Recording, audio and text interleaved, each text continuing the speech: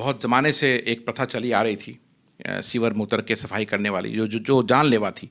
1000 से अधिक लोग अभी तक काल की गोद में समा गए थे इस प्रथा के कारण। अगर केंद्र सरकार इसको 2-3 महीने के अंदर धरातल पर ले आती है और सीवर की सफाई आधुनिक मशीनों के द्वारा होने लगती है, तो ये एक बहुत खुशी की बात होगी। और सफाई कर्मियों की तरफ से मैं केंद्र सरकार को फिर से एक बार धन्यवाद करूँगा। हमने अंगरक्षक का काम एक ज़माने सदियों से अंगरक्षक का काम करते आए हैं, तो हमारा मांग है कि हमें भारतीय सेना में भी देश की सीमाओं की रक्षा करने का मौका दिया जाए। जब तक नहीं होगा, जब तक पासवान रेजिमेंट का गठन नहीं होगा, मैं और मेरा पूरा समाज इसके लिए लड़ाई लड़ता रहेगा।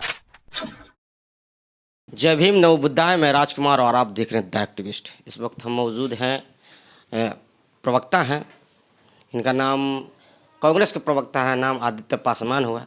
सर, आप 2 साल से मांग कर रहे थे कि मशीन से जो मजदूर सफाई कर्मी होते हैं वो सफाई करते रहने के दौरान बहुत लोगों की जानें चली जाती है। आज केंद्र सरकार ने पास कर दी बजट में।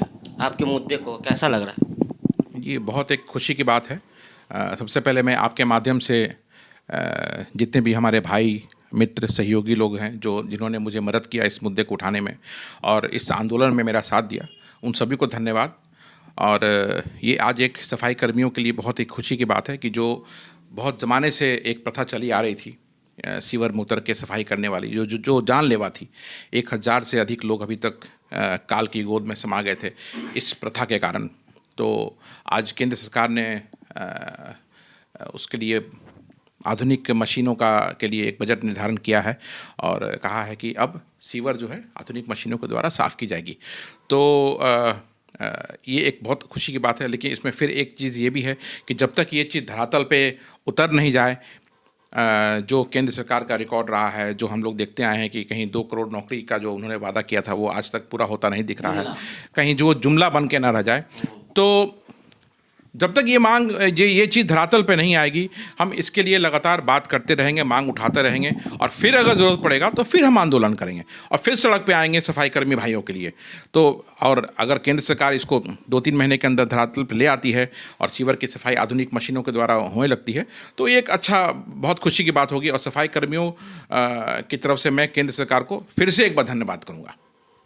क्या ऐसा लगता है कि अगर हम गए रिपोर्ट करने, ग्राउंड रिपोर्ट, और हमें देखने को ना मिला, उसके बाद आप क्या कीजिएगा? मैंने आपको कहा कि मैं इसको ऑब्ज़र्व करता रहूँगा, देखता रहूँगा कि कब तक ये मशीनें आ रही हैं। कि हमारा केंद्र सरकार से अनुरोध है कि जल्द से जल्द जो ये फंड एलोकेट किया गया है राज्य सरकारों को भेजा जाए और राज्य सरकार उससे मशीनें, जो आधुनिक मशीनें जिससे सफाई होगी सीवर की, वो खरीद सके और इसकी प्रक्रिया को चालू कर सके। और अगर ऐसा नहीं होता है 2 से 3 महीने के अंदर, तो फिर हम एक आंदोलन करेंगे और सड़क पे आएंगे सफाई कर्मी भाइयों के साथ और केंद्र सरकार से बढ़ चढ़ के मांग करेंगे कि जल्दी से जल्दी इसको धरातल पे लाया जाए। कौन कौन लोग हैं आपके साथ इस मुद्दे को लेकर, आपके पीछे जो आपका सहयोग कर रहे हैं? कितने लोग हैं इस पे? क्या जितने भी सफाई कर्मी भाई हमारे हैं वो सब चाहते हैं, सबका साथ मेरे साथ है। और हम लोगों ने सड़क पर उतर के आंदोलन भी किया था, उसमें सारे सफाई कर्मी हमारे साथ थे।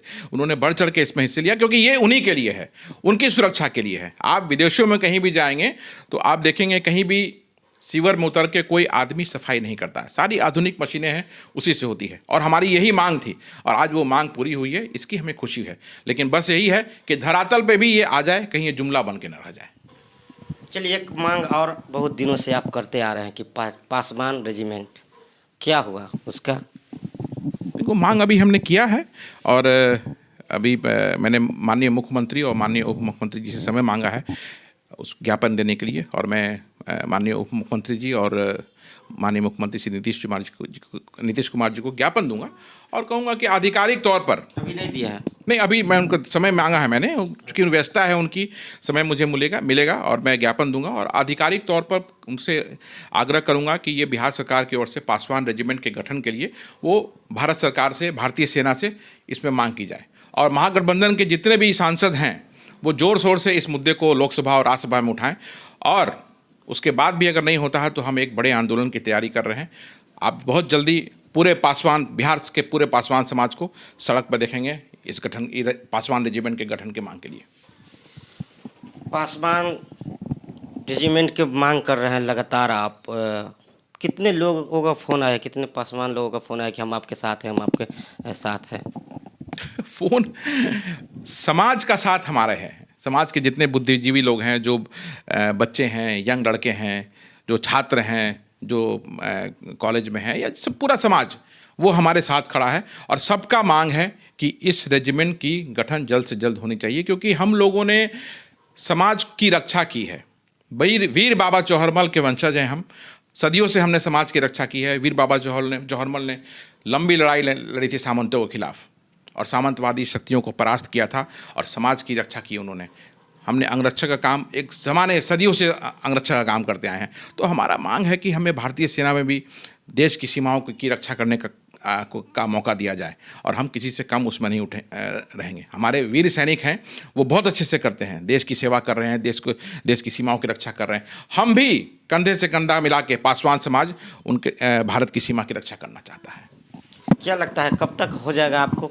ऐसा लगता है पहला काम जो था तो आपको 2 साल में के अंदर में घोषणा कर दी सरकार, केंद्र सरकार। ये पासवान रेजिमेंट कब तक मिल जाएगा और कब तक लड़ते रहिए? जोर शोर से इसकी मांग हमने शुरू कर दी है। जब तक नहीं होगा, जब तक पासवान रेजिमेंट का गठन नहीं होगा, मैं और मेरा पूरा समाज इसके लिए लड़ाई लड़ता रहेगा। और मुझे पूर्ण विश्वास है कि बहुत जल्दी हमारी मांग को सुना जाएगा। चलिए, तो ये थे आदित्य पासवान, जो अपना बयान रखा है। क्या प्रतिक्रिया आप रखते हैं कमेंट बॉक्स में बताइएगा। अगर ये वीडियो आप फेसबुक पर देखते हैं तो शेयर कीजिए, यूट्यूब पर देखते हैं सब्सक्राइब कीजिए। धन्यवाद।